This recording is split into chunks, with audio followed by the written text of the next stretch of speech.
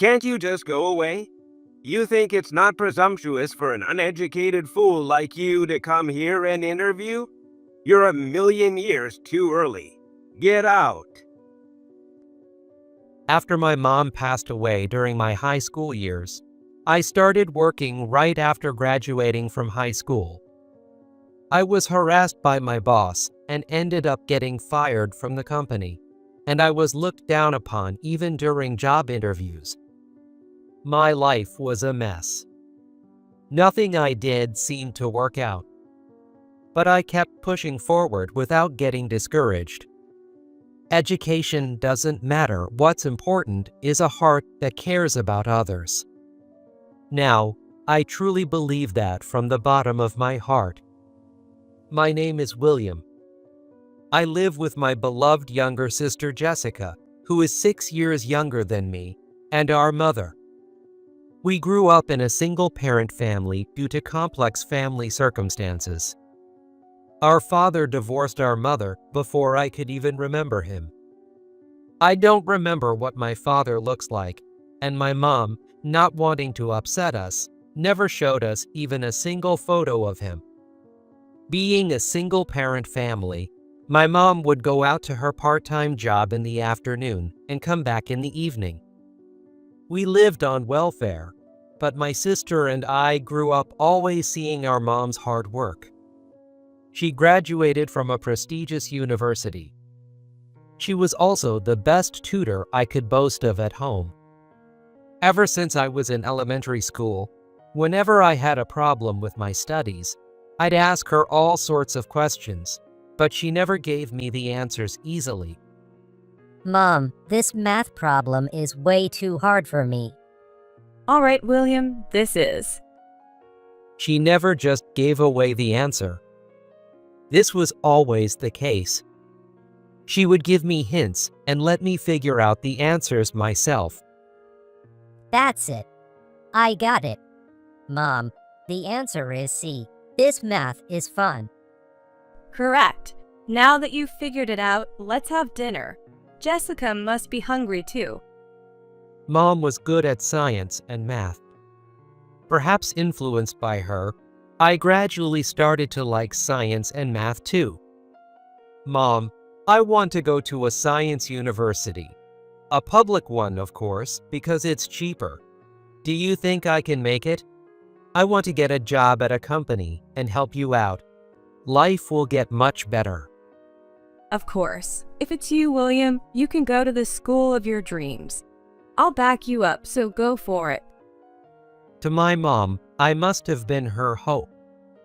During the last winter of my senior year in high school, it was just before Christmas, and I was studying hard for my dream college. My sister Emily was watching Mom cleaning the bathroom, saying, "I want to help." Then, suddenly, Jessica came into my room. William, come quickly. Mom has. I ran to the bathroom, and there our mom had collapsed. We called an ambulance immediately, but it was too late, and she was gone. The cause of her death was a sudden subarachnoid hemorrhage. She always looked after us warmly without showing any signs of such a condition. With the help of relatives, we managed to hold the funeral. I was in a state of lethargy, and it took some time for Jessica, who was still in the 6th grade, to accept the reality. Our aunt told us, "If you ever need anything, feel free to consult me." But she lived far away, and we hardly ever met, so we just thanked her. After the funeral, we faced Christmas and the New Year. The savings Mom had set aside for us siblings, our current life, and our future life, I figured out the answers and thought about them. On the first day back at school after the winter break, just before leaving school, I told my teacher in the staff room, "Teacher, I've decided to give up on going to University of California." William, I'm sorry to hear about your mom passing away, but are you sure? University of California is a great opportunity. You have enough academic ability to get in. I think you'll only have regrets. It's okay. I'll work and take care of my 6th grade sister. This is the best answer I could come up with. I have no regrets. I see, understood. I'll report this to the career guidance teacher. We'll help you. Feel free to consult us about anything, even small things. Thank you. I ran behind the gym after leaving the staff room. I couldn't stop the tears that came with the answer I had come up with myself. I came home with my eyes swollen red. Huh? What's that smell? It smells like curry gravy. I'm home. Welcome back, William. I tried making curry gravy for the first time, like Mom used to. It's curried chicken, because chicken is cheap. Really? That's awesome, Jessica. But isn't it a bit burnt? Don't worry about it, let's eat. The curry gravy was a bit too watery, and the chicken was slightly burnt. It was Jessica's first culinary attempt as a 6th grader. Jessica, I've decided to start working after graduation of high school. What? What about University of California? Weren't you planning to go there? I've thought about it a lot, and this is the answer I've come up with. It's okay. Then I'll go to University of California. Oh, you got me there. I'll definitely back you up. I was slurping down some watery curry gravy with chicken that was a tad burnt when Jessica made this bold statement about her schooling, and everything that had been weighing on my mind just clicked into place. After that, Jessica started making lunches for me too. Despite being only in 6th grade, she seemed to accept reality very much early. I'm proud of such a capable sister. From a sudden wish to go to college to a decision to work. It was tough, but with the help of my classroom teacher and career guidance personnel, I managed to secure a job at a local company. My name is William. Starting fresh at the local company, I was particularly young. Especially in the sales department where I was placed, everyone else was much older. The closest in age to me was my boss, Michael, who was 25. Michael was quite a character. Michael, I look forward to working with you. 18 years old, huh? High school grad? Yes, a high school grad. I see. High school grad. Everyone else here has a college degree. Quite pushy from the first day. I did my fair share of job hunting and went straight to work after graduating high school. Since then, I woke up at 5 a.m. every morning, took the breakfast and lunch Jessica had prepared the day before, and left home.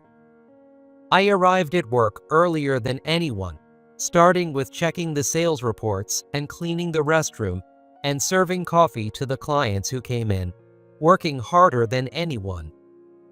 It was menial work, but I did it diligently. And almost every day, I faced the kind of harassment that my boss Michael seemed to consider normal. William, did you prepare the presentation materials for Burlington Company? Here they are. What's this? Did I tell you to make presentation materials like this? I tried to do exactly as you instructed. It's not what I intended. No one's going to look at that. Start over from scratch. Wasting extra effort again. This is why I don't like dealing with high school grads. I'll report this to the department head. Michael was on good terms with the department head. Watching closely, I noticed how well Michael could butter up the department head. However, as soon as the department head left his seat, Michael would start talking behind his back. That department head is so useless. Can't he get transferred soon? I was always surprised by Michael's ability to play all sides. One sunny day at lunchtime. The weather was pleasantly clear. I was sitting on a bench on the rooftop of the company building, as usual, unpacking the lunch Jessica made for me. Today's lunch is curried chicken. Should be better than before. Don't lose to M, and keep up the good work, the note read. M was undoubtedly referred to Michael. I had told Jessica about such a boss, and she always listened attentively. The curried chicken definitely improved, much tastier than before. After enjoying the delicious meal, I washed the lunchbox clean and returned to my desk at work. Huh? I smell curry. William, what did you have for lunch? Yes, my sister packed curried chicken for me. It was delicious. What are you thinking? We're meeting with a client soon. You plan to meet them smelling like curry? You're not considerate at all. If the brother is like this, the sister must be the same. This is why I can't stand high school grads. Fine, you're not coming with me. I'll go meet the client alone. Fine then. Remember, if we don't land this deal, it's on you. Angry, Michael left alone to meet the client. I was deeply upset, but as time passed, around 4 p.m., Michael returned. It's the worst. There's no way we'll get that deal now. Damn it. I'll report this harshly to the boss. That intense curry smell you and your sister created made it impossible. Respectfully, Michael, while I admit my fault, my sister has nothing to do with this. Please retract that statement. Oh, what now? You a siskin? I'll include that in my report to the boss. You're a siskin, I'll say. Frustrated by the constant bullying and now my sister being dragged into it, I finally stood up to my boss. I was well aware that he often reported things that weren't true. I realized how much I disliked Michael about 6 months after I started working. The days of enduring continued. Not only was my salary low, but the expected bonuses were mere tokens. 1 year and 5 months had passed since I started working. As usual, I woke up at 5 a.m., washed my face, and prepared to leave for work when Jessica woke up. Good morning, William. Don't push yourself too hard. You look tired. Are you going to get a scolding from Em again today? Is that so? Lately, I feel like I've mastered the strategy for dealing with M like it's a final boss fight. If you say so, that's good. Jessica's words felt like an ominous premonition. Of course, there was no actual strategy for dealing with Michael. I guess I'll get scolded again today. I reluctantly went to work. A residential area spread out just a 15-minute walk from my home, where there was a park where my mother, Jessica, and I often played together. That park was on my route to work. Sometimes, I'd sit alone on a park bench in the morning and think. Then, an elderly woman sitting on the bench suddenly fell forward. Ma'am, are you okay? I rushed to assist her, making sure she could breathe easily by holding her in a comfortable position. Ooh, my head. It hurts. Your head? I gasped, fearing it might be the same sudden subarachnoid hemorrhage that took my mother. This is serious. I quickly pulled out my cell phone to call an ambulance and hurriedly bought some water from a vending machine in the park. Ma'am, I've called an ambulance for you. Here, have some water. Ooh, thank you. She managed to sip a little water. She was conscious, but I couldn't let my guard down. Having lost my beloved mother, I had learned a bit about what to do if someone suddenly collapsed. Continuously talk to them. Keep them comfortable and gather the bare necessities. Though the elderly woman was a stranger, I didn't want her to end up like my mother. The ambulance arrived. The paramedics asked, "Ma'am, are you okay?" She had been walking and had no ID or cell phone with her. The thought of work crossed my mind, but human life comes first. I left a message at work about the situation and decided to stay with the elderly woman. "Can I come along?" That would be great. Please. I went with her to the emergency hospital. The elderly lady was transported in an ambulance, fitted with an IV drip and an oxygen mask.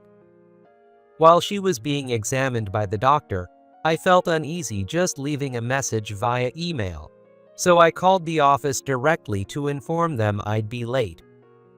A few hours later, the doctor who had been treating her came out. She's suffering from dehydration. It's been incredibly hot these past few days. She'll need to be hospitalized for about 3 to 4 days, but she's conscious and stable now and can even talk. As a doctor, I really appreciate the courageous action you took by calling an ambulance and accompanying her. That's a relief. The lady wants to speak with you. Would you like to see her? I'll just check on her real quick and then head out. I went to visit the elderly lady in the hospital room. Thank you, dear. You've probably added some time to this old lady's life. In your suit, you must be off to work. What's your name? William. My name is William. I'll remember that. Thank you truly. I quickly caught a taxi from the station near the park and rushed to the office. I arrived just before noon at 11:40 a.m. Good morning. I'm terribly sorry for being so late. As expected, Michael was furious. William, you're late because you stopped to help some random old lady? What's today? Yes, this afternoon we have a presentation at Cisco Company. I prepared the presentation materials last night at home. Here they are. Which is more important to you? Some old lady with not much time left or the presentation at Cisco Company? Well, I thought saving a life was the priority. Playing the hero, huh? You're fired. What? You chose the old lady over the business meeting. We don't need a salesman like that. The president and the department head are waiting for you in the reception room. Go and tell them your heroic story. I went straight to the reception room upon arriving at work. Just as Michael said, the president and the department head fired me. No matter how much I explained, it was futile. Michael and the department head were in cahoots, always ready to criticize. It was clear that Michael had reported the situation to the president in his own way. That day, I went home feeling unjustly treated and frustrated to tears. I'm home. Welcome back. I made your favorite curry. What's wrong? Did Michael fire you? What? I can tell by your face. You've always been easy to read. There's nothing quite like a woman's intuition. I explained the circumstances of my firing and the respect I held for Jessica. Jessica understood fully and said, If there's a God who throws us away, there's also one who picks us up. We learned that in language class today. You did a good thing by saving someone's life, and if that's the answer you've come up with, I support my kind brother William.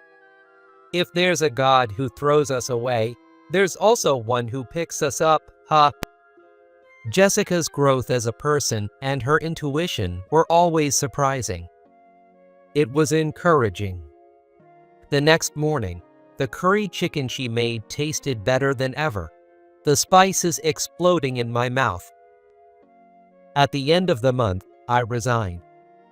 Jessica, I'll be job hunting and we'll have some free time. Teach me how to make your special curry chicken. I went to the supermarket to buy ingredients. I wanted to sit on the park bench I used to pass on my way to work and think about what to do next.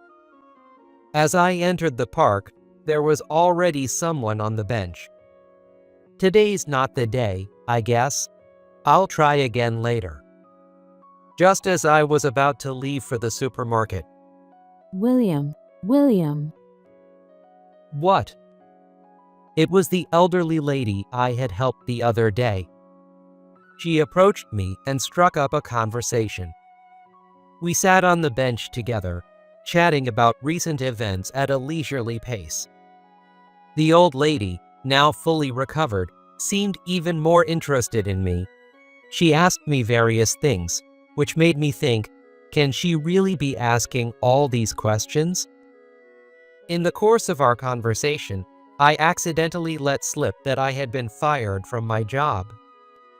I know the president of Davis Company. What? The locally well-known Davis Company. If you're free, why not apply there? I'll speak to the president I know. Apply to Davis Company? That famous trading company? There's no way someone with just a high school diploma like me could do that. What is this lady thinking? To leave without making the situation awkward, I said, "Well, ma'am, I'm glad you're feeling better. I'll give Davis Company a commemorative application and bid her farewell." 3 weeks later, it was the day of the interview at Davis Company. I had studied everything I could about the company beforehand and made the necessary preparations. Wow, this is Davis Company? Their building was a 200-meter-tall skyscraper. The first floor featured a corner store, restaurants, and a lobby used for business discussions, making me feel totally out of place. Well, it's just a commemorative application. I'll probably just be turned away at the door. I told the receptionist on the first floor, "Hello, I'm here for an interview today. My name is William." 2 minutes later, a male interviewer came down to greet me. You must be William.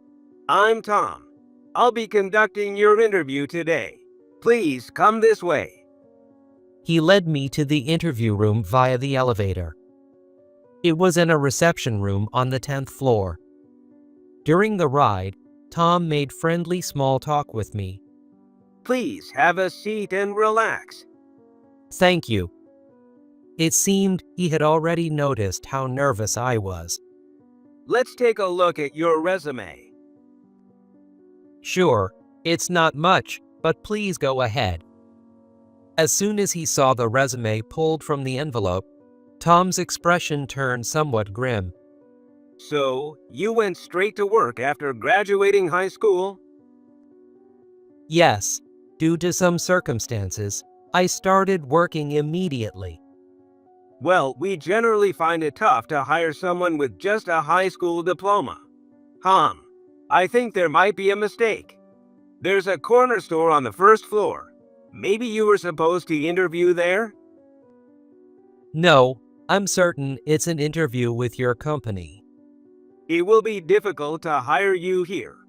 Do you understand your place? I understand. There are many people with only a high school diploma who work respectably. Is a college degree really necessary? Shut up. Tom put the resume back into the envelope and handed it back to me indifferently. Can't you just go away? You think it's not presumptuous for an uneducated fool like you to come here and interview? You're a million years too early. Get out. Just as I was being berated, the doorknob turned. What? Oh, ma'am. That was the first thing I blurted out. The elderly lady I had helped was there in a suit, and another man was standing there. Charles, how are you today? Just now, you were telling William here to leave, weren't you? I think it's you who should be leaving. Me? That will be all for today. Go and cool off. The man was evidently the president of Davis Company. Charles Mary, what is this about? I recommended William for the position. Was there a problem with that? No, not at all. Don't judge people by their academic background. What kind of person are you? Leave now. Tom turned pale and left the room. I must have surprised you. Sorry about that. The president I know is actually my husband. Thank you so much for helping my wife when she fell ill. The president continued. I thought you wouldn't apply to our company unless I said something like that. When we were talking on the park bench, I hoped you would come work for us. We needed someone like you. The elderly lady I had assisted turned out to be the wife of the president of the renowned trading company, the Davis Company, and the HR director there herself. She had a keen eye for people more than anyone else. The meeting with the HR director and the president felt less like an interview and more like a casual conversation. If there's a God who throws us away, there's also one who picks us up. I was officially hired in the sales department of Davis Company. It felt like a dream. A different company met a totally different corporate culture. It was a much more comfortable environment for me. I occasionally saw the elderly lady at the entrance. William, how's it going? Are you getting used to the work? Yes, ma'am. I'm really enjoying it in my own way. Hey, just call me Mary. 5 years have passed since then. My income has stabilized significantly, making planning much easier. Jessica is now a senior in high school, and her daily lunch making has evolved with her age and experience. I was always looking forward to unwrapping and enjoying them daily. Huh? Today's lunch includes a star-shaped omelet. What does this mean? After lunch, I was called by the president. The old lady, no, the HR director was there too. William, there's a presentation conference coming up with participation from small to large corporations. Would you like to give it a try? Me? Your presentation skills have untapped potential. I threw in a good word for you with the president again. I'm sure you'll do great. Thank you, ma'am.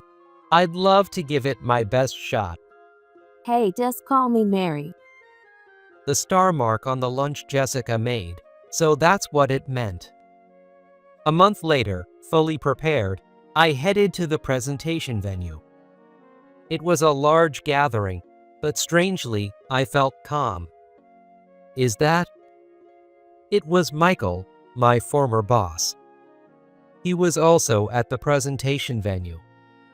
Our eyes met, and he quickly recognized me and glared. Right, Michael is desperate too. I have my own path to follow. I can't lose. Unfazed, I went ahead with my presentation in my own style. As a result, I secured a contract with one of the biggest corporations. I had outperformed Michael, who had a college degree. Luck is also a skill. Joining Davis Company might have been lucky, but more than that, I focused on thoughtful actions. I never belittled anyone. I didn't look down on others. The president and the HR director were watching my daily actions. People who watch notice the details. Both were thrilled with the contract I secured with the large corporation. I was promoted to sales manager at an unimaginably young age. Now, I'm in a position to lead others. When teaching others, I never simply hand out answers. I give hints and let them figure out the answers themselves. This was a lesson from my late mother. The following year, Jessica was accepted into the National University of California, our mother's alma mater. Jessica is a strangely intuitive and somewhat prophetic sister, but as her only brother, I want to watch over her gently until she graduates.